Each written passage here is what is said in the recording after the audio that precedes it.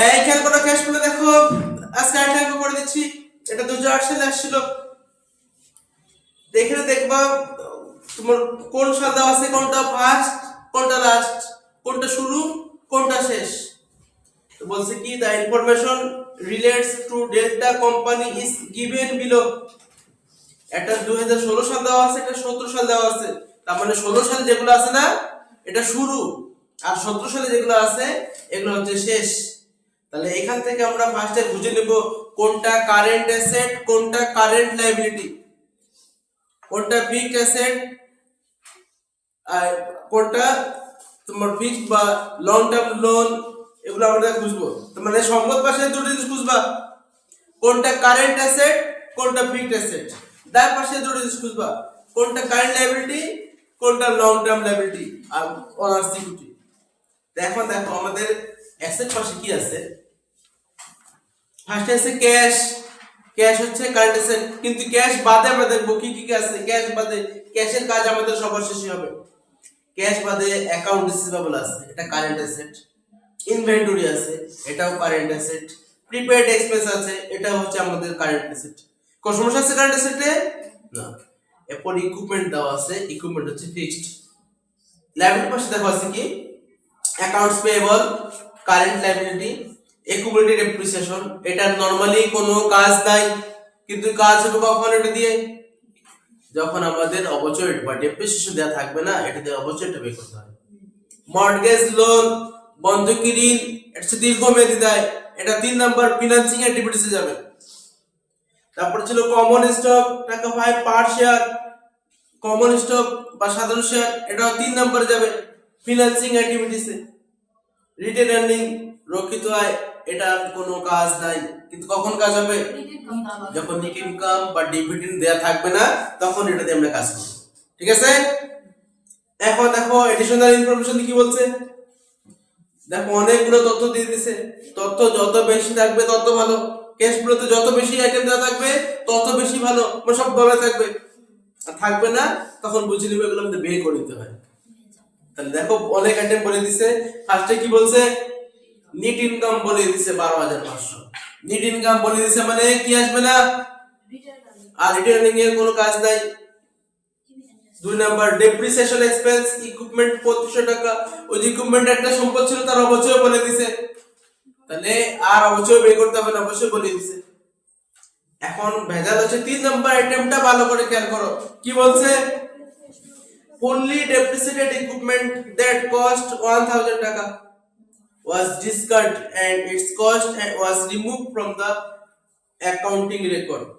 বলছে একটা ইকুইপমেন্ট ছিল 1000 টাকা, সেটা সম্পূর্ণ পুরাটাই অবচয় হয়ে গেছে, মানে একটাকে বিক্রি করতে পারো নাই, পুরোটাই কি হয়ে গেছে, অবচয় ব্যবহার করে ফেলছে। ওর যে টাকা ছিল ওটা তোমার অ্যাকাউন্ট থেকে কি করছো, ডিসকার্ড বাদ দিয়ে দিছো। বুঝতে পারছো? এটা কাজ কি, এটা নরমালি কোনো কাজ নাই। এটা কাজ হচ্ছে যখন তুমি অবচয় বের করতে, এটা কাজে লাগবে। যখন সম্পদ কয় টাকা কিনছো তখন এটা কাজে লাগবে।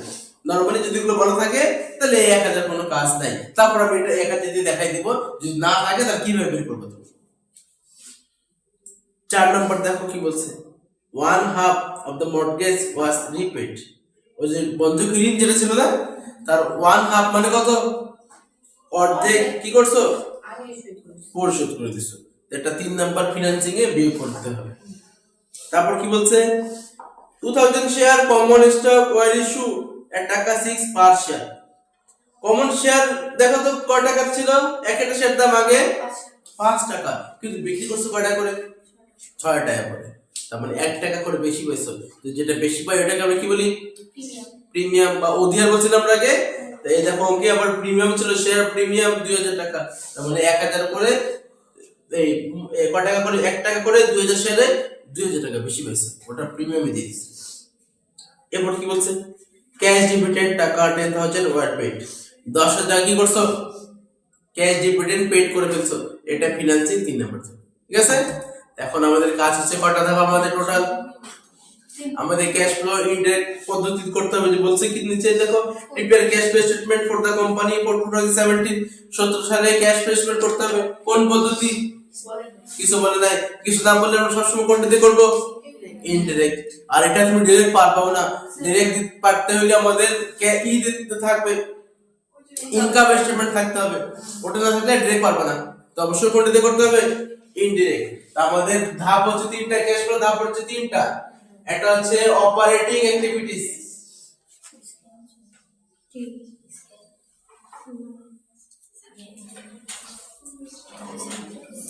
একটা হচ্ছে ইনভেস্টিং অ্যাক্টিভিটিস। অপারেটিং, ইনভেস্টিং, একটা নাম কি? ফিনান্সিং। এই তিনটা আমাদের ধাপ।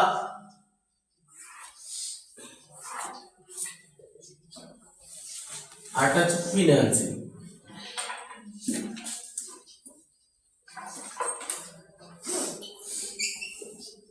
এখন আমাদের তো জানতে হবে যে কি কি আইটেম আসে অপারেটিং অ্যাক্টিভিটিসে, কি কি আসে। ফার্স্টে কি আসবে? Net income. ফার্স্টে কি আসবে? এই যেগুলো পড়াতে ফার্স্টে দিয়ে দিব নেট ইনকাম। নেট ইনকাম অঙ্কে দেয়াই থাকবে, না থাকলে একটা ছোট্ট সূত্র আছে, এটা বের করতে হবে। তো দেখো আমি একটু বের করে দেখাই, যদি না থাকে তাহলে বের করবে কিভাবে। তাহলে নেট ইনকাম বের করার সূত্র হচ্ছে তোমার এন্ডিং রিটেন আর্নিং। সূত্র কি? Ending written earning minus opening written earning. দেখো তো রিটেনিং এন্ডিং কত টাকা ছিল? এন্ডিং ছিল 13,000, এন্ডিং মানে 17 সাল, মাইনাস ওপেনিং, ওপেনিং আছে 10,500, প্লাস হবে ডিভিডেন্ড, প্লাস হবে ডিভিডেন্ড। ডিভিডেন্ড দেখো বলা আছে কত টাকা? 10,000 টাকা। দেখো যোগ বিয়োগ করলে কত টাকা হয়? 12,500 হয়। দেখো যোগ বিয়োগ করলে 12,500ই হয়। অঙ্কে কত টাকা বলা আছে? অঙ্কে দেখো 12,500 টাকাই বলা আছে। বুঝতে পারছো? তাহলে যদি না থাকতো নেট ইনকাম তাহলে আমরা বের করতাম। এখন বলাই আছে তাই এগুলো আর কোনো কাজ করার দরকার নাই। নেট ইনকামের পরে তারপর আমরা দিব অ্যাডজাস্টমেন্ট সমন্বয়। এখানে তিনটা আইটেম আসবে। কয়টা আইটেম? মানে তিন ধরনের আইটেম এখানে আসবে। ফার্স্টে দিয়ে দিবা ডেপ্রিসিয়েশন। ফার্স্টে কি দিয়ে দিবা? ডেপ্রিসিয়েশন। এই যে ডেপ্রিসিয়েশনটা যোগ হয়। এখন এটা কি দেয়া আছে না বের করতে হবে?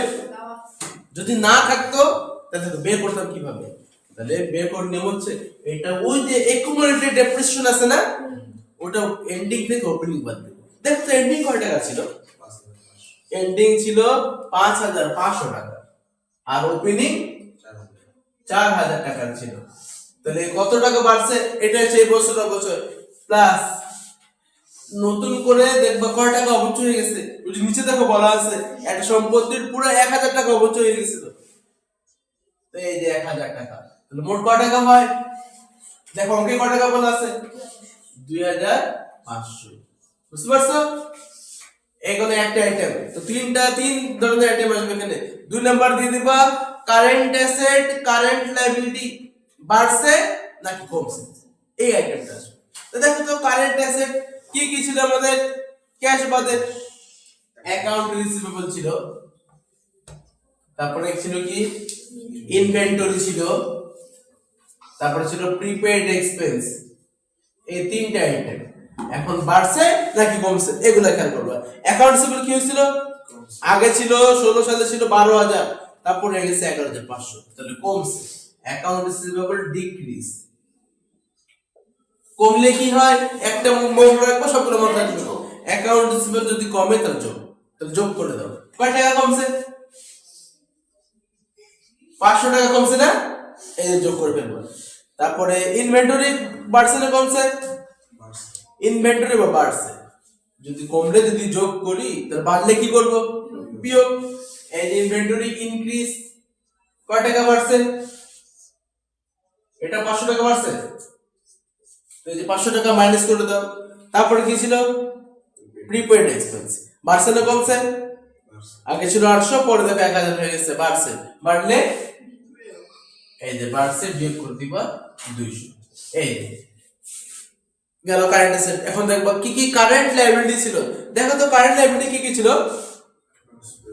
একটাই ছিল অ্যাকাউন্টস পেয়েবল, বাড়ছে না কমছে? অ্যাকাউন্টস পেয়েবল কি হইছে? আগে ছিল 7,500, পরে 6,000, কমে গেছে। এই যে ডিক্রিজ। তো কারেন্ট অ্যাসেট যখন কম ছিল তখন যোগ করছিলাম, কারেন্ট অ্যাসেট কম ছিল যোগ করছিলাম না, এখন লায়াবিলিটি কমছে, তো লায়াবিলিটি কমলে কি করব, বিয়োগ করে দেব। তো কয় টাকা কমছে, 1500 টাকা কমে গেছে, এই যে বিয়োগ করে দাও 1500 টাকা, ঠিক আছে।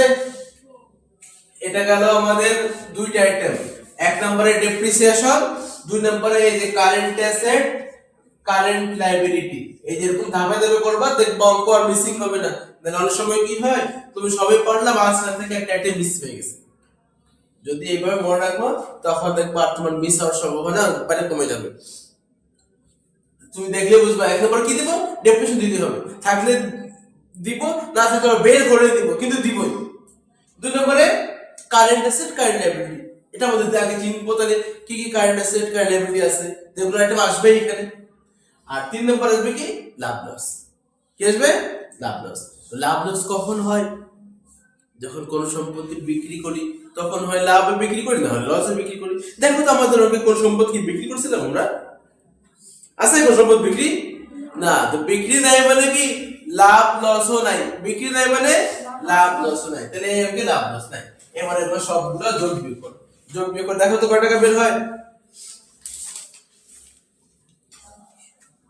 কত 800 হয়, তাহলে 12500 থেকে 800 কি যোগ আছে না বিয়োগ আছে, যোগ, তো এই টাকাটা যোগ করে দিব, যোগ করলে হয় 13300।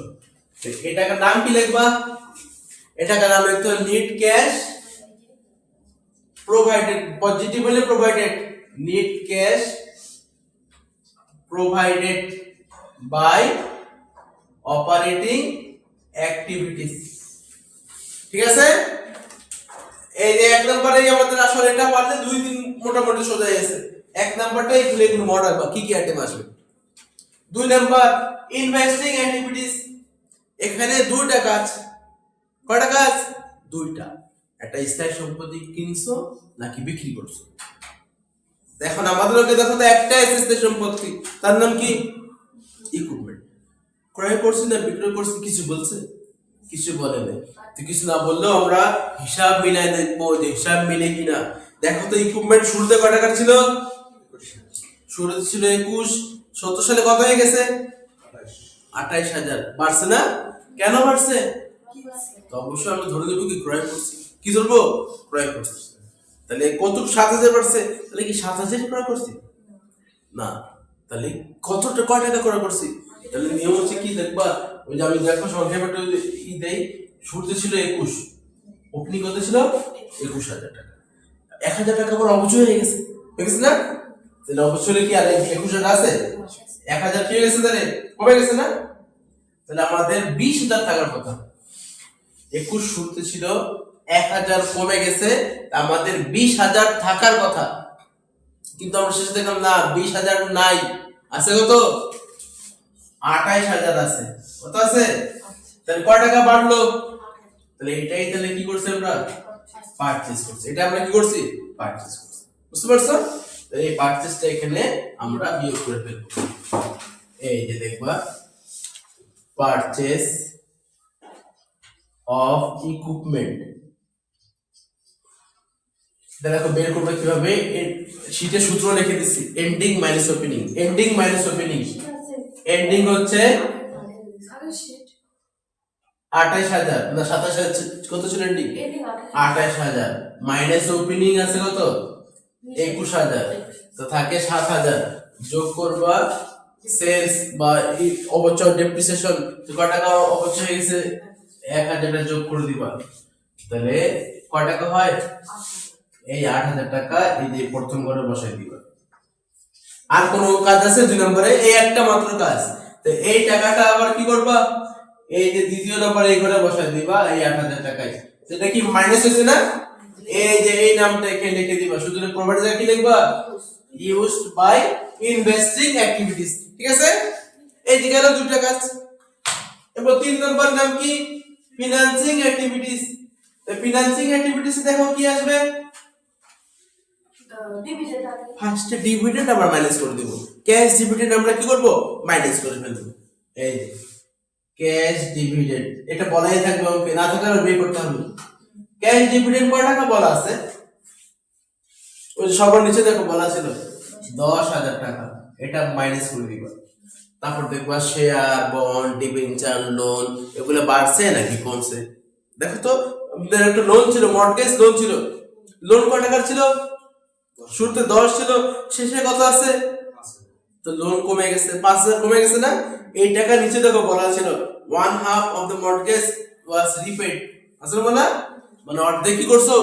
পরিশোধ করে দিছো। যদি না বলতো তাহলে কাজ করতাম না আমরা, না বললে আমরা ধরে দিতাম লোন কি করছি আমরা? পরিশোধ করে দিছি। এই যে লিখে দিবা পেমেন্ট অফ মর্টগেজ লোন। কয় টাকা পেমেন্ট করে দিছি? 5,000। এই যে বিয়োগ করে দিব। এরপর দেখবো কমন স্টক বা শেয়ারের কথা কি বলছে। কমন বা শেয়ার দেখো তো কয় টাকা ছিল আগে? আগে ছিল 40,000। আগে ছিল কত? পরে কত হয়েছে? 10,000 বাড়ছে। কয় টাকা বাড়ছে? 10,000। এটা কথা নিচে দেখো তো কি বলছিল? 2,000 শেয়ার বিক্রি করছো 6 টাকা করে। তো 6 দুগুণে কত হয়? 12,000। কিন্তু ওইখানে দেখালে কয় টাকা? 10,000 বাড়ছে। আর 2,000 গেল কই? ওই যে বেশি দাম বিক্রি করছো না, তো টাকা বলি অধিহার বা প্রিমিয়াম। ওই যে দেখো প্রিমিয়াম আগে থেকে কোনো ছিল? প্রিমিয়াম আগে ছিলই না, নতুন করে কয় টাকা বাড়ছে প্রিমিয়াম? 2,000। ওই যে ওইখানে 10,000 বাড়ছে আর 2,000 আলাদা ভাবে প্রিমিয়াম দেখেছে, এই 12,000 টাকা। তাহলে তোমরা ডাইরেক্ট এখানে লিখে ফেলবা issue of common stock. Issue of common stock কয় টাকা বাড়ছে? যতটুকু বাড়ছে না ওই টাকা দেখাই দিবা, বা এখানে দেখাই দিবা 2,000 শেয়ার বিক্রি করছো কয় টাকা করে? 6 টাকা করে, 12,000। তখন প্রিমিয়ামটা আলাদা ভাবে লেখার দরকার নেই, একবার তুমি দিয়ে দিবে। দেখো একবারে যোগ বিয়োগ করে কত হয়? 12,000 থেকে 15,000 বাদ, মানে 3,000 মাইনাস হয়ে যায়। তো মাইনাস হলে এই যে এই নামটা আবার লিখবা, নিট ক্যাশ সুদ প্রপার্টি থেকে মাইনাস হচ্ছে না, এটা শুধু বলবা কি ইউজড বাই কি অ্যাক্টিভিটি? Financing activity. এই যে শেষ। এবার কি করবা? এই যে 3টা টাকা পাইছি 3টা যোগ বিয়োগ করে দাও। তাহলে এখানে হয় মাইনাস 11,000, 13,000 থেকে 11,000 বাদ দিয়ে দাও, 2,300 টাকা। প্লাস হইছে না মাইনাস হইছে? প্লাস। এর নাম লিখবা net increase in cash. Cash টাকা বাড়ছে। ওপেনিং কত ছিল? এই যে যোগ করে দিব ওপেনিং। দেখো তো শুরুতে কয় টাকার ক্যাশ ছিল? 6,700 টাকা ছিল। যোগ করে দাও, তাহলে টোটাল হচ্ছে 9,000। দেখো তো এন্ডিং 9,000 মিলছে কিনা? মিলছে? তো এটাই হচ্ছে আমাদের এন্ডিং ক্যাশ ব্যালেন্স। কোন সমস্যা আছে?